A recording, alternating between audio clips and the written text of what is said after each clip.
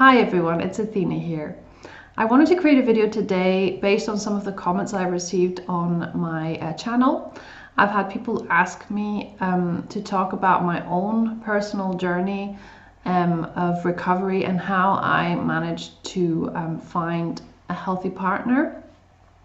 But before I do a video on that, I wanted to talk a little bit about insecure attachment in our childhood and how that creates this constant cycle of choosing dysfunctional partners when we are adults.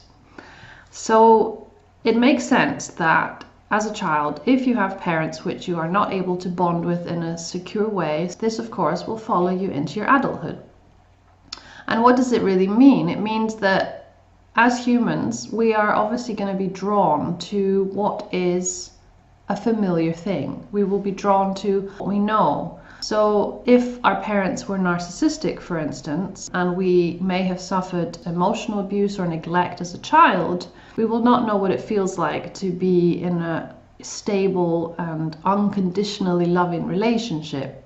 And since our familiar state of being is to be in an insecure relationship with people that are hot and cold, that are very critical, that are very manipulative, that constantly gaslight us, that constantly put us down, that erode our confidence, then that is what we will choose for ourselves when we are adults, even if this is something that continues to hurt us.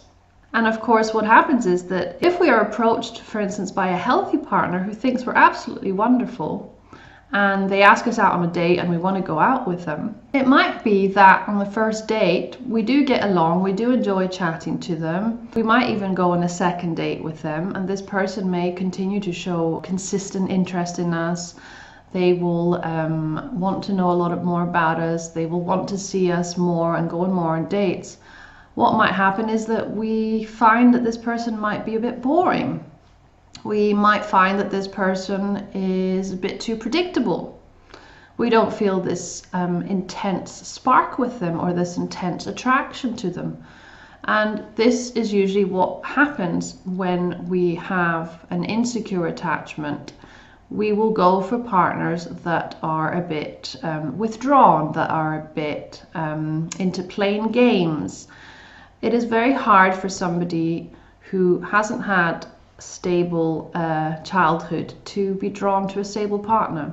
So unstable dysfunctional childhood equals unstable dysfunctional relationships most of the time. I'm not saying this is always the case, but most of the time this is what happens. So if you're somebody who finds yourself in a relationship that is emotionally abusive or abusive in any way, then the first thing you need to do is to ask yourself, did I have a normal family growing up? Did I have healthy parents? Did I grow up feeling good about myself? Did I grow up feeling secure about myself? If you didn't have these things, then you really have to consider whether it might be that you need to do a bit of work on yourself in therapy to talk about the things that you were surrounded by as a child. Because if you don't talk about the initial wound, which is what that is, then that can have a detrimental effect on the rest of your life. So I just wanted to quickly go over what might happen when a potential healthy partner approaches us if we are somebody who had a dysfunctional upbringing. We will probably not feel a strong pull towards them, even if they are attractive. They will most likely feel a bit too boring, a bit too predictable, and also we may find that the more interest they show in us, the more anxious we become. The more they continue to pursue us, the more we feel like withdrawing, because once again, real intimacy and unconditional love are things that we did not know. And unfortunately, with a dysfunctional background, we were more comfortable going around in circles, repeating the same choice of partner, because what happens is we are still unconsciously trying to resolve the original trauma of not being accepted and loved unconditionally by our initial caregiver. So, what happens after we have again chosen another dysfunctional partner? we will then set ourselves up for further abuse and further abandonment. And unfortunately, what happens is that if this abusive partner decides to leave us, then this will probably trigger the initial abandonment that we experience from our parents, and it can result in us being clinically depressed and really, really unwell, and we will hit rock bottom. In this case, we will have to find a really good therapist, somebody who is experienced in narcissistic abuse in a family home and also in a relationship, and we will have to work on ourselves. So, how do we break this pattern of choosing abusive partners? Unfortunately, this isn't as straightforward as many of us would hope it would be, because a lot of the time our choices are influenced by our unconscious mind. Yes, we have logic. Yes, we are able to think things through when we meet somebody and, we have a feeling about them. But unfortunately, there's a very big part of this which is unconscious. So the first thing that I would say as somebody who has been through this process is that you have to take things really slowly when you start getting to know somebody new, especially before you start getting intimate.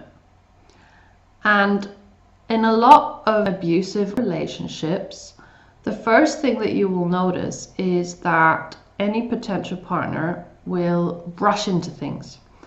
You will either become intimate too quickly, they will either make huge promises too quickly about how much they love you and how much they want to spend the rest of their life with you. So it is very important to really get to know somebody slowly. Go on many dates with them, become friends with them first, and test the waters a little bit. If they ask for things, try saying no a couple of times. Try slowing things down and see how they respond. A healthy person will respond with patience and understanding, and they will not be pushy, and they will respect your wishes. An unhealthy person will keep pushing, will keep trying to get you to do what they want.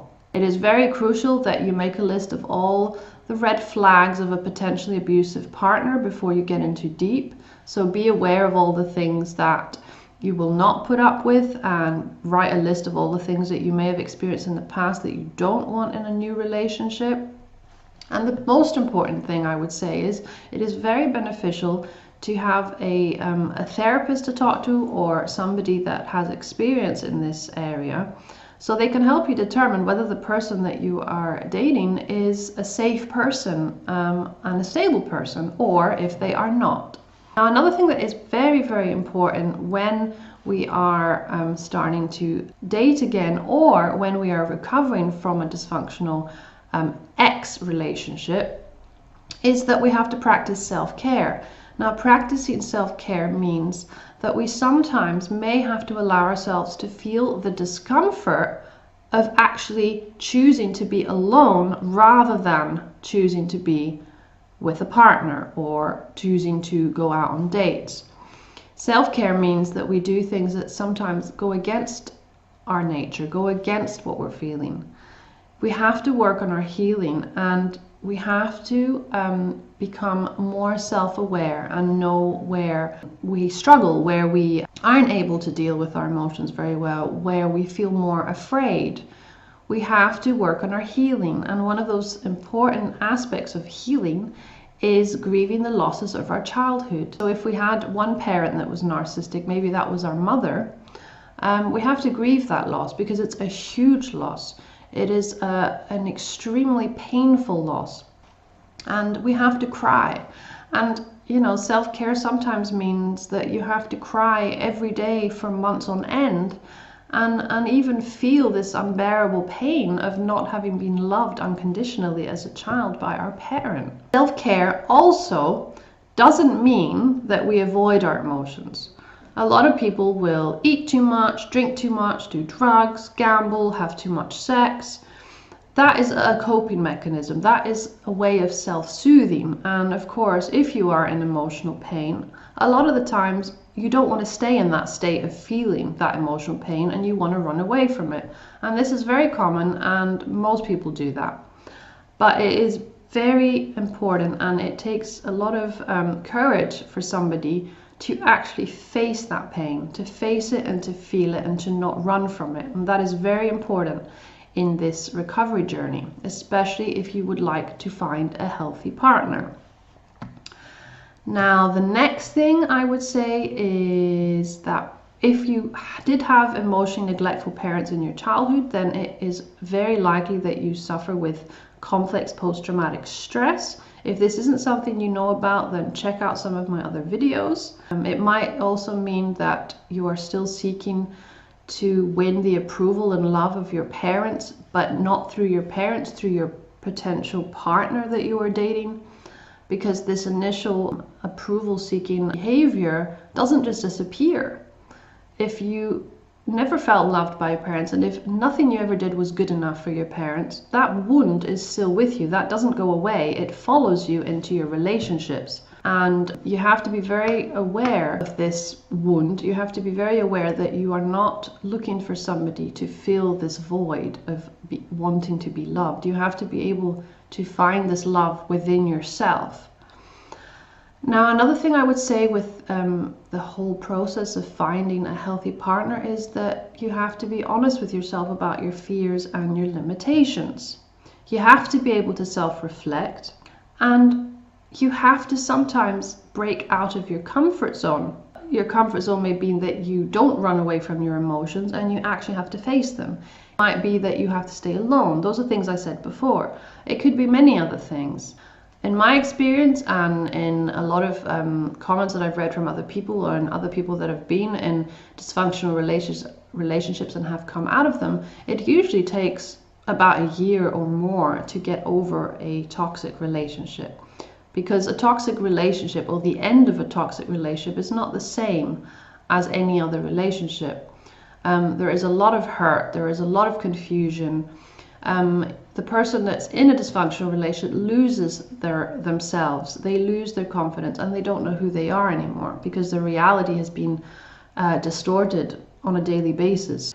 Be aware of the fact that a potential healthy partner will feel alien and will feel unfamiliar to you when you are getting to know them. From my experience, when I met my husband, which, you know, we've been married for 3 years now and we've been together for 6 years. When I first met him, he did not feel familiar. He was completely and utterly different to anybody I have ever been with before. I felt huge waves of anxiety every time my husband took steps to get closer and wanted to get to know me more and wanted to go on more dates. I would get very, very scared. I would want to avoid him, or I would want to slow things down. And even at some points I thought, well, I don't really feel that attracted to this guy. You know, I don't feel that I really know how I feel about this guy.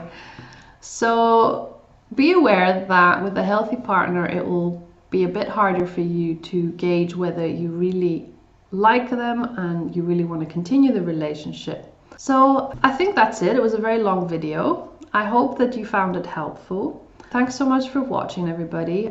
Please don't forget to check out my Patreon page. The link is on the front of my YouTube channel. Have a great day wherever you are and take care.